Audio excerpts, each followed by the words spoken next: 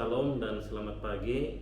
Perkenalkan, saya Dr. Christian Daniel Manu, SE, MSc, AK dengan NIDN 0828038502. Saya merupakan salah satu dosen pada program studi akuntansi Fakultas Ekonomi Universitas Kristen Artawacana. Pendidikan tinggi yang saya tempuh adalah sarjana S1 saya tempuh dari Universitas Kristen Artawacana. Kemudian saya melanjutkan pendidikan magister S2 di Universitas Gadjah Mada, dan selanjutnya saya menempuh studi S3 atau doktoral dari Universitas di Ponegoro. Nah, bidang keilmuan saya adalah akuntansi.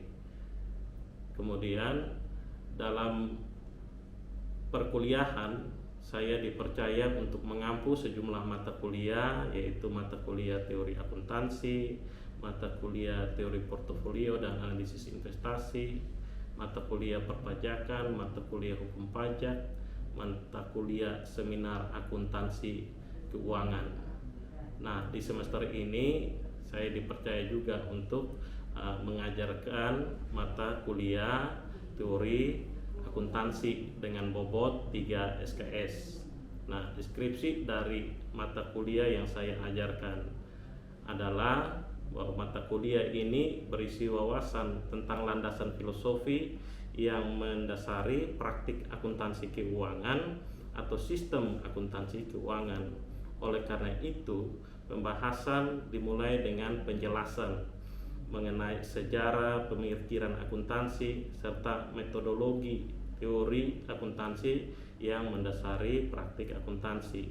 Nah, diskusi mengenai kerangka kerja konseptual akuntansi keuangan menjadi penting karena kerangka kerja ini diletakkan sebagai dasar pemikiran di dalam pengembangan dan evaluasi praktik akuntansi tentang bagaimana akuntan mengidentifikasi, menilai, mencatat, dan melaporkan kejadian ekonomi menjadi laporan keuangan yang terdiri atas laporan laba rugi, laporan posisi keuangan, laporan perubahan ekuitas, dan laporan arus kas, serta penjelasan atas laporan keuangan yang tidak dapat dipisahkan dari 4 laporan tersebut sebelumnya.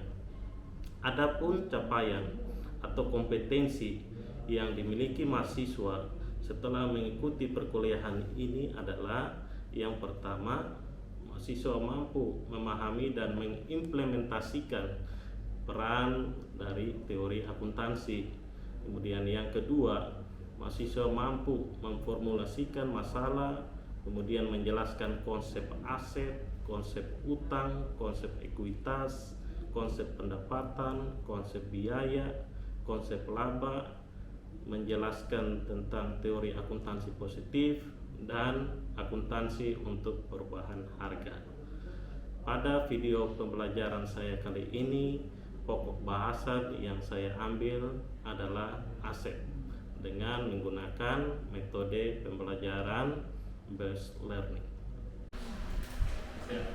Halo dan selamat pagi anak-anak. Apa kabar semuanya? Puji Tuhan, semuanya dalam keadaan sehat dan keadaan baik. Sudah siap untuk mengikuti perkuliahan hari ini? Siap. Ya, baik, sebelum kita memulai perkuliahan hari ini, Pak minta salah satu mahasiswa itu Adi untuk memimpin kita dalam doa. Silakan Adi. Baik, Bapak dan teman-teman, sebelum kita mulai perkuliahan, mari kita menghadap Tuhan dalam doa. Kita berdoa.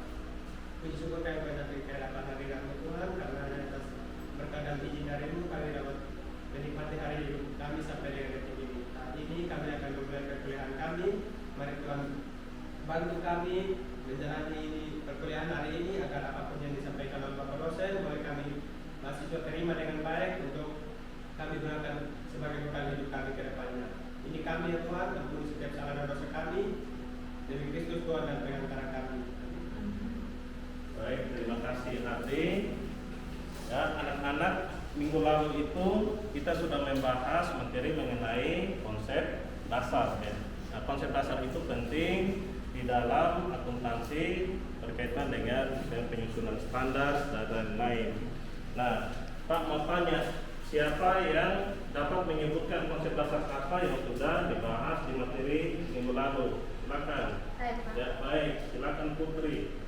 Baik, ada beberapa konsep dasar yang dapat dianut, yaitu yang pertama ada entitas bisnis atau kesatuan usaha, dan yang kedua ada kontinuitas usaha, yang ketiga ada penghargaan atau pencapaian, yang keempat kos melekat, yang kelima ada upaya dan hasil atau capaian, yang keenam itu bukti terverifikasi dan objektif.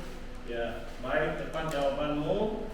Ya, dari konsep dasar yang dimaksud ada salah satu konsep dasar yaitu entitas bisnis atau kesatuan usaha. Siapa yang bisa menjelaskan apa itu konsep dasar entitas bisnis atau kesatuan usaha? Saya, Pak. Ya, baik, silakan Anet. Kesatuan usaha menyatakan bahwa perusahaan dipandang sebagai badan atau orang yang berdiri sendiri, bertindak atas dirinya sendiri, dan terpisah dari pemilik. Kemudian implikasi dari konsep kesatuan usaha adalah yang pertama, perusahaan menjadi pusat perhatian akuntansi dan objek pelaporan. Yang kedua, hubungan perusahaan pemilik merupakan hubungan bisnis. Yang ketiga, ekuitas bermakna sebagai utang perusahaan kepada pemilik. Yang keempat, pendapatan merupakan kenaikan aset, dan yang terakhir adalah biaya merupakan penurunan aset. Baik, jawaban yang tepat Anet. Nah, itu salah satu konsep yaitu kesatuan usaha atau entitas bisnis. Selain dari konsep-konsep lainnya yang tadi sudah disampaikan oleh teman kalian Putri. Nah, mengapa penting untuk belajar mengenai konsep dasar? Ada yang tahu? Bisa? Ya, silakan Adi. Karena dengan memahami setiap konsep dasar, maka kita mampu untuk memahami akun-akun yang timbul, memahami akun-akun yang timbul dan transaksi hingga penyajian setiap akun dalam laporan keuangan. Selain itu, untuk menghindari kesalahan pencatatan akuntansi yang dapat mempengaruhi kondisi keuangan perusahaan dan mengakibatkan kesalahan dalam pengambilan keputusan. Ya, baik, terima kasih Adi. Nah, itu pentingnya mempelajari mengenai konsep dasar. Nah, untuk perkuliahan hari ini kita akan membahas topik mengenai aset. Ya, semua tahu apa itu aset ya? Jadi perkuliahan hari ini kita bahas mengenai aset. Nah, aset ini adalah suatu sumber daya yang dikuasai entitas akibat peristiwa masa lalu. Nah, peristiwa masa lalu. Nah, aset itu dia akan memberikan manfaat ekonomi bagi masa depan. Nah, itu akan menambah kemampuan perusahaan untuk menjalankan bisnisnya ketika dia memiliki aset yang cukup. Nah, untuk manfaat ekonomi ya dikatakan memiliki manfaat ekonomi ketika aset itu memiliki potensi jasa atau utilitas. Jadi aset itu harus berguna ya, bisa dimanfaatkan oleh perusahaan. Kemudian aset itu punya daya tukar atau daya beli ya. Jadi setiap aset yang dimiliki ya perusahaan itu dia melalui proses penukaran atau proses pembelian. Kemudian ketiga dapat ditukarkan dengan kas, barang atau jasa. Setiap aset yang ditukar oleh perusahaan itu bisa dibeli dengan uang ya, disebut sebagai kas, atau bisa ditukar dengan barang lain ya, atau bisa juga ditukar dengan jasa. Jadi ketika ada jasa yang diberikan perusahaan, bisa saja jasa itu akan dibayar atau digantikan dengan aset ya. Kemudian dapat digunakan untuk memproduksi barang. Nah, perusahaan bisa melakukan produksi apabila dia memiliki aset. Dia harus punya uang, ya. Dia harus punya bangunan, dia harus punya mesin, baru bisa melakukan proses produksi. Jadi penting untuk menjalankan bisnisnya.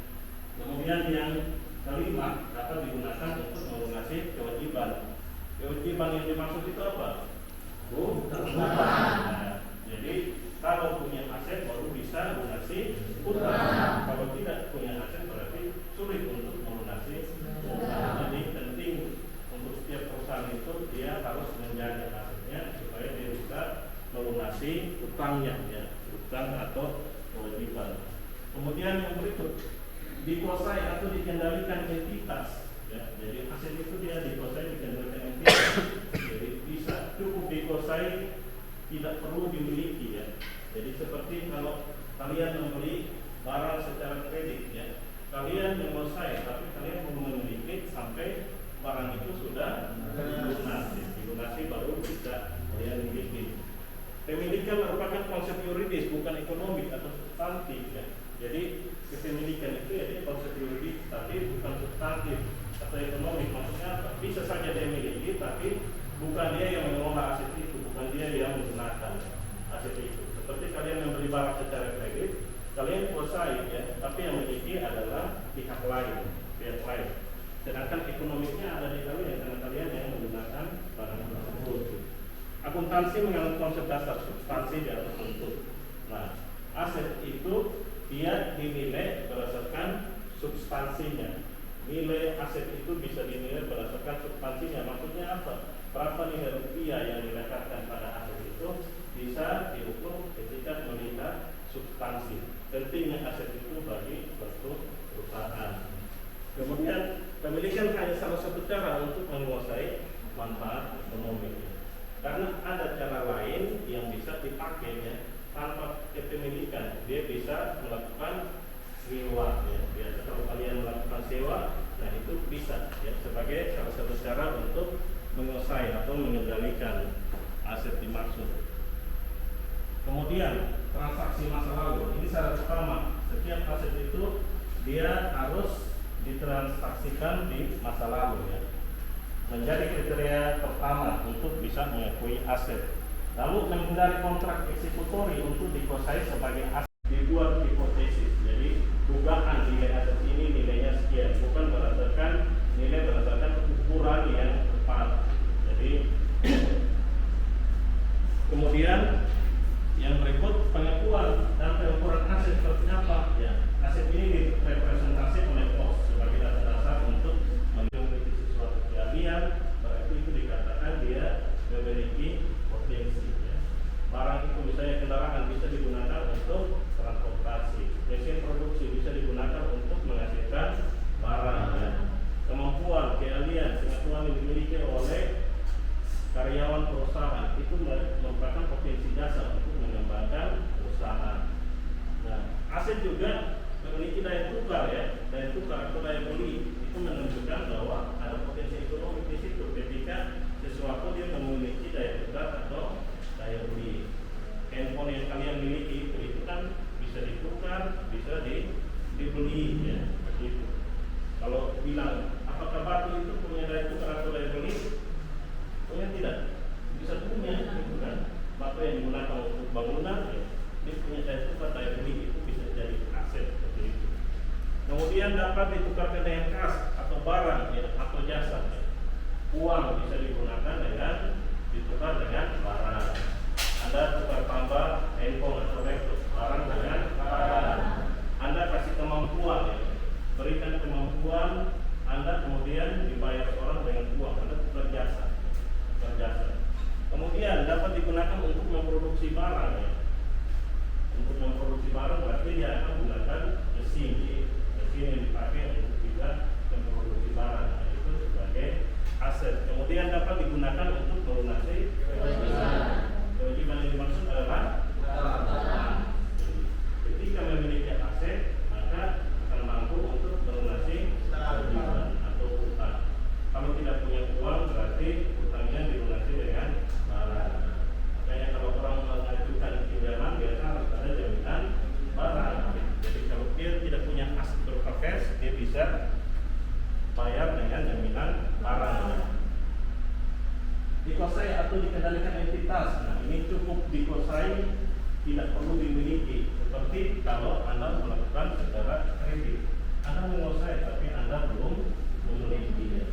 Pemilikan merupakan konsep yuridis bukan ekonomi atau substansi ya. Jadi kepemilikan yang ada itu dia secara yuridis tapi secara substantif tidak, karena orang yang memiliki belum tentu dia memiliki itu kemudian dia gunakan untuk ada motif ekonomiknya di situ ya. Jadi Anda baru punya kendaraan tapi yang gunakan kendaraan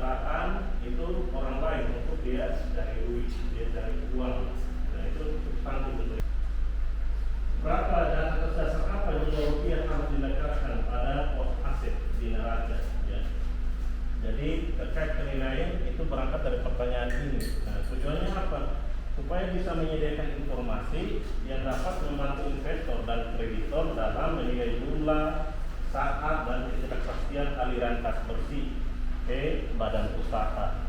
Kemudian yang kedua, menyediakan informasi semantik berupa ada posisi keuangan, profitabilitas, likuiditas, dan probabilitas. Kalau profitabilitas itu terkait dengan kemampuan aset di dalam menghasilkan laba, likuiditas berkaitan dengan kemampuan aset untuk melunasi hutang jangka pendek, sedangkan probabilitas berkaitan dengan kemampuan aset melunasi hutang jangka panjang. Kemudian klasifikasi aset, ya. Kalau kalian lihat di laporan posisi keuangan itu kan ada aset lancar, ya. Biasa terdiri dari kas, piutang, persediaan. Kemudian ada aset tidak lancar, itu terdiri dari ada aset tetap, yaitu tanah, bangunan, mesin. Nah, terus ada aset tak terwujud yang terdiri dari paten, merek, goodwill, dan aset lain. Itu berupa investasi jangka panjang. Nah, baik, itu materi yang terkait dengan aset. Nah, minggu lalu Pak ada sampaikan di kalian tugas, ya, berkaitan dengan kalian mencari, ya, annual report dari perusahaan yang ada di Bursa Efek. Kemudian dari annual report tersebut nanti kalian cari, ya, cari informasi berkaitan dengan apa? Aset. Ya, informasi terkait dengan aset itu ada hubungannya dengan materi hari ini, yaitu terkait dengan aset.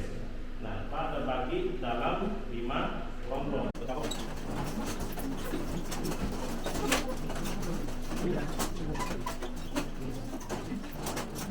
Tanya, untuk masing-masing kelompok ini sudah dapat annual report dari perusahaan apa saja? Silakan kelompok 1 dapat annual report perusahaan apa? Dari PT Kedaung Indacan TBK. PT Kedaung Indacan. Oke. Yang kelompok 2 mana? Ya, di sini. Dari PT Gunawan Dianjaya Steel. Gunawan Dianjaya. Yang kelompok 3 Dari PT Indonesia TBK. Goodyear Indonesia TBK. Yang kelompok 4 Dari PT Gudang Garam. PT Gudang Garam TBK. Yang kelompok 5 dari PT Angkasa Wira Internasional TBK. ya, Angkasa Wira Internasional TBK. Ya, silakan dari annual report itu silakan kalian cari informasi mengenai aset. Kemudian setelah itu nanti kalian presentasikan. Jadi kami lakukan lagi kurang.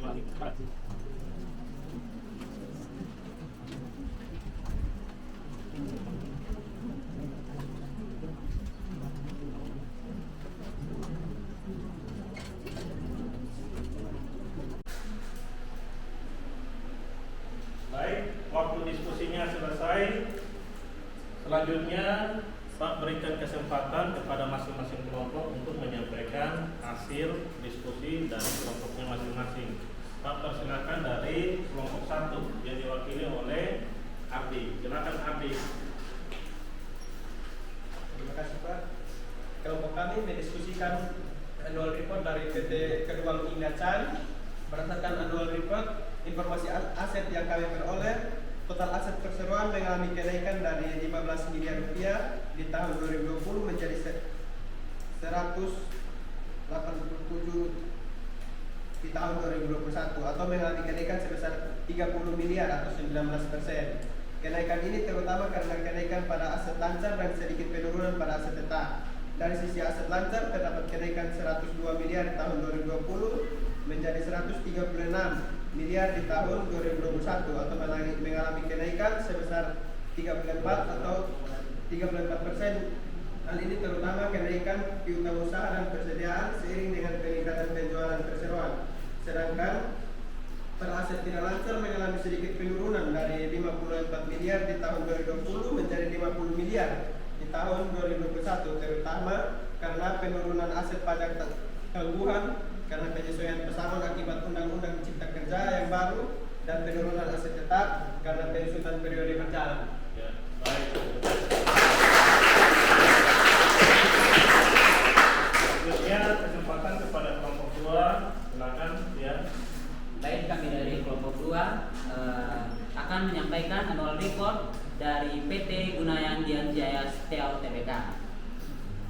Informasi aset dari laporan yang kami peroleh yaitu aset lancar tahun 2021 sebesar 353,3 miliar, sedangkan tahun 2020 sebesar 412,4 miliar, turun sebesar 59,1 miliar atau sebesar 14,3%. Penurunan aset lancar ini terutama disebabkan adanya penurunan pada persediaan. Total penurunan persediaan sebesar 106,5 miliar terutama terjadi pada persediaan bahan baku atau steel slab dan persediaan barang atau steel plate. Penurunan aset lancar ini merupakan hal wajar dalam perjalanan usaha perseroan yang tentunya manajemen telah mempertimbangkan dengan keadaan dan situasi usaha perseroan dan diharapkan operasional kinerja usaha dan likuiditas perseroan lebih baik di masa mendatang. Sekian. Baik, terima kasih. Selanjutnya kesempatan bagi kelompok 3, silakan Marita. Baik, terima kasih. Kami dari kelompok 3 akan menyampaikan annual report PT Golden Indonesia Tbk. Nah, informasi yang aset yang kami peroleh, yang pertama itu ada aset lancar. Aset lancar di tahun 2021 adalah senilai 50.349.305 US$, meningkat dibandingkan tahun 2020 yaitu senilai 45.84.168 US$. Peningkatan ini disebabkan oleh kenaikan persediaan baik dari bahan baku maupun barang jadi. Hal ini untuk mengantisipasi pertumbuhan ekonomi pasca pandemi. Terus dan pada bagian aset lancar itu, aset tidak lancar menurun dan sebesar 70.895.299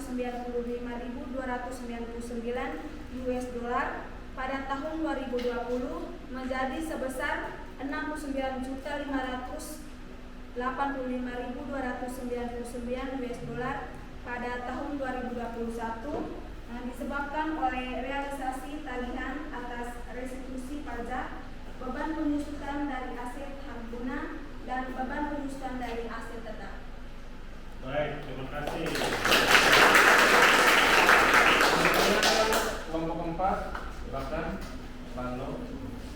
baik, kami dari kelompok 4 akan menyampaikan informasi annual report dari PT Gudang Garam Tbk. Pada posisi keuangan pada tahun 2021, neraca menunjukkan adanya kenaikan liabilitas jangka pendek yang terutama disebabkan oleh meningkatnya utang cukai, PPN, dan pajak rokok dari pinjaman jangka pendek dibandingkan dari tahun sebelumnya. Peningkatan aset ini disebabkan oleh pembelian bahan baku dan peralatan untuk kegiatan usaha rutin dan investasi tambahan, pengadaan aset tetap yang berkaitan dengan proyek pembangunan Bandar Udara Doho. Aset lancar mengalami kenaikan aset lancar sebesar 19,7% menjadi 59,3 triliun rupiah. Hal ini disebabkan oleh penambahan persediaan terutama pada pembelian tembakau dan cengkeh sejalan dengan kebutuhan usaha perseroan. Kas dan setara kas turun 12,7% menjadi 4,2 triliun rupiah dibandingkan tahun sebelumnya. Sementara pada piutang usaha meningkat 8,5% menjadi 2,8 triliun rupiah seiring dengan naiknya penjualan. Terima kasih.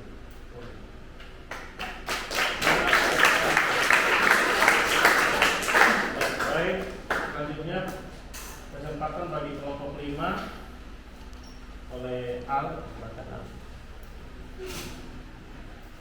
Baik, terima kasih atas dukungan sebagian kepada kelompok kami dan kelompok 5. Kami akan menyampaikan hasil diskusi kami dan annual report PT Akasa Mira International Tbk. Jumlah aset perseroan pada tanggal 31 Desember 2021 sebesar 1.304,1 miliar rupiah dibandingkan tahun 2020 sebesar 958,8 miliar rupiah. Kenaikan jumlah aset tersebut dikarenakan aset lancar dan aset tidak lancar mengalami kenaikan. aset pajak perseroan per 31 Desember 2021 naik menjadi 23,5% dibandingkan tahun 2020 menjadi 673,4 miliar rupiah.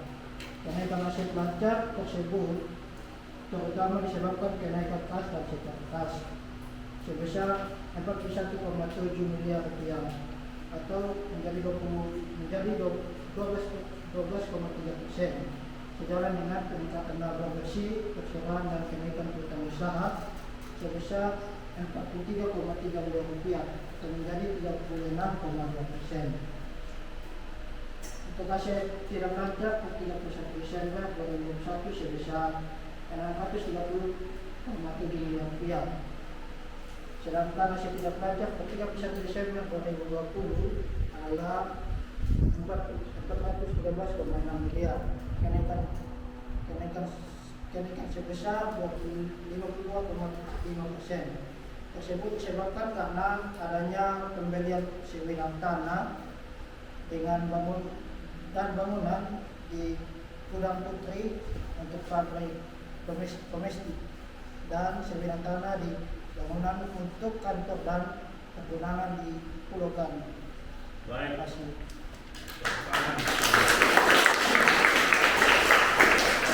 Terima kasih untuk semua kelompok yang sudah menyampaikan hasil diskusinya masing-masing dari setiap kelompok.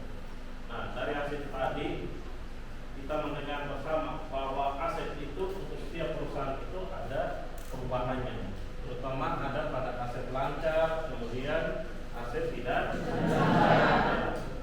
Aset lancar itu misalnya perubahan pada kas atau setara kas, ada juga perubahan pada persetujuan.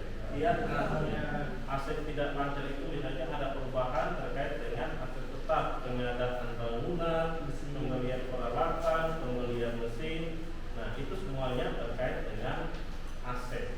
Jadi akibat transaksi masa lalu yang tadi dibahas di materi, dia berdampak pada posisi aset di laporan keuangan. Bisa dipahami ya? Bisa. Baik. Dengan demikian penyampaian materi hari ini ya. Bagi yang mau bertanya dipersilakan. Apakah ada pertanyaan? Ada yang mau bertanya terkait materi hari ini? Semuanya paham ya? Baik. Kalau tidak ada pertanyaan, maka semuanya mampu memahami materi khususnya hari ini terkait dengan aset. Kita akhiri perkuliahan hari ini. Sebelum mengakhiri perkuliahan hari ini, Pak minta salah satu mahasiswi untuk memimpin kita dalam doa. Pak minta Ria untuk silakan memimpin dalam doa. Baik Pak dosen dan teman-teman, sebelum kita mengakhiri kuliah pada siang hari ini, mari kita saksikan surga buat Anda puji kami semua kepada Yesus Kristus dan kami dan Bapa kami mengucap syukur dan terima kasih karena kami telah melakukan pekerjaan ini dan berkat. Sekarang kami akan pulang ke rumah kami masing-masing dan bantu dan beserta kami akan kami sampai di rumah kami dan kami selalu ini doa dan permohonan kami Tuhan untuk dosa dan kesalahan kami dan kami dan Yesus kami Tuhan. Haleluya, puji Tuhan kami. Satu, dua, tiga. Terima kasih Ria. 1, 2, 3. Shalom.